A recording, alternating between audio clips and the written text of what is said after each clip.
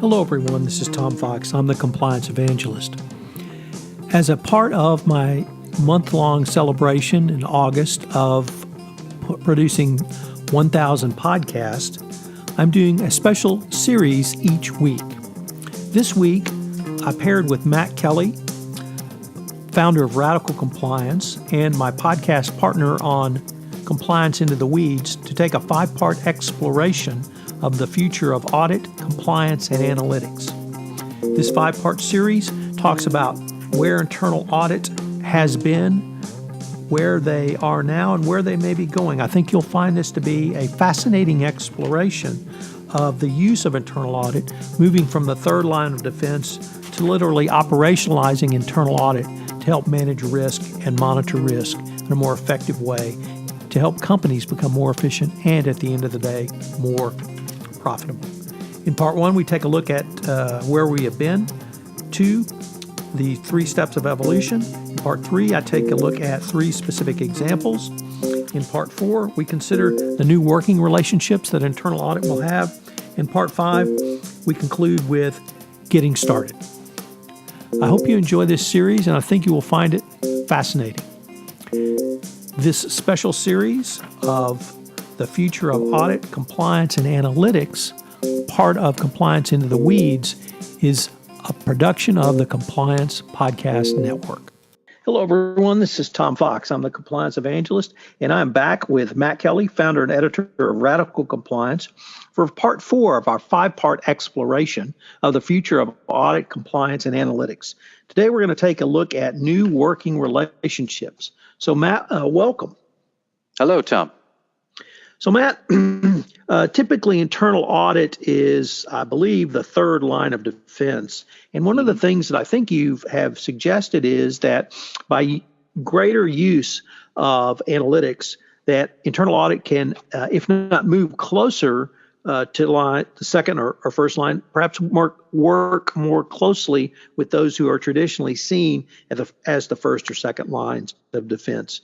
Could you explain that for us? Yeah, sure. I think, one point that maybe I should have made it a segment earlier in this series here, but I think an important point about why this is going to change the relationship between audit and other functions is that the move towards better analytics and risk monitoring drives up the importance of strong control design. And people really need to start thinking about how would we detect, how would we monitor the risks that are important to my business process? I'll give you a specific example. Improper payments, bribery, anti-corruption, things like that. They are always somehow hidden away in marketing expenses. So if there is an improper expense that is hidden in some sort of marketing expenditure at the company, where would that normally turn up?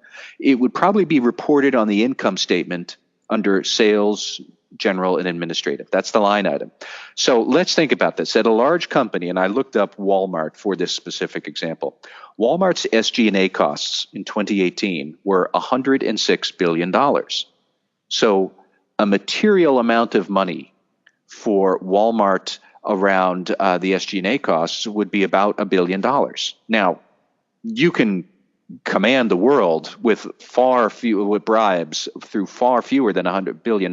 You can accomplish an enormous amount of anti-corruption trouble in improper payments with a small amount of money that would never be detected by a traditional financial control. Because in an external audit, they're only going to look at, well, what's material? What's material to SG&A is everything more than $1 billion. So they're never going to pick up that $100,000 bribe that somebody might pay. Now, not all companies are Walmart. In fact, nobody is. So you bring all of that down. But the point is, what is a useful control for anti-corruption purposes is not the same as a useful control for financial reporting. Walmart knows that. They've got a very good and very strong internal control system. But I just use that to make the point that people really need to think about what is a proper control for the risk that my business process is working on. And a lot of times I think business process owners will say, I don't really know. So I'm going to need to work with internal audit. This is fine because actually I think if internal audit frames what they want to do as going to the business unit, whether that's somebody in operations, that's the first line of defense, or somebody in a different management function, HR, legal, IT security, things like that, their second line of defense. But if you go to them and you say, I'm here to help you clarify what your risks really are and figure out how to manage them more accurately, more closely, more effectively. But you have to tell me what the risk is. You have to tell me what your business process is. And then I'm going to try and figure out with you what is a sensible control that will work, will not drive you and the other employees in your department crazy. And then it generates useful data that you can see, that I can see, and everybody's happy. That's the conversation that's going to happen. Now, always internal auditors are going to have to think about how do they still maintain some independence and objectivity. I'm not saying that internal audit should become the new Department of Risk Monitoring Assistance and helping everybody to achieve new targets, things like that. That's not what internal audit does. And a lot of people would be very annoyed if it were, I think probably including me. But you really have to think about what can internal audit do. And so you, as I say, you have to think about it. You, everybody who is in compliance, everybody who's in some other business function, you have to think about how could I take advantage of what the internal audit department can do? Because the audit department is probably going to do this anyways.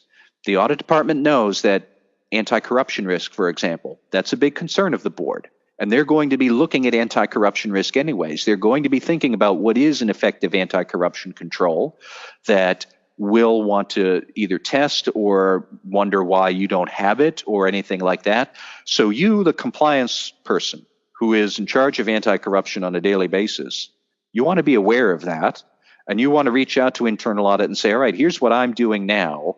What are you doing? What are you thinking about internal audit, anti-corruption controls, that we can have a useful conversation that whatever you do, audit people, to monitor those risks, you're going to develop something that is also useful to me, and I can take it back to my department so I can streamline my own operations.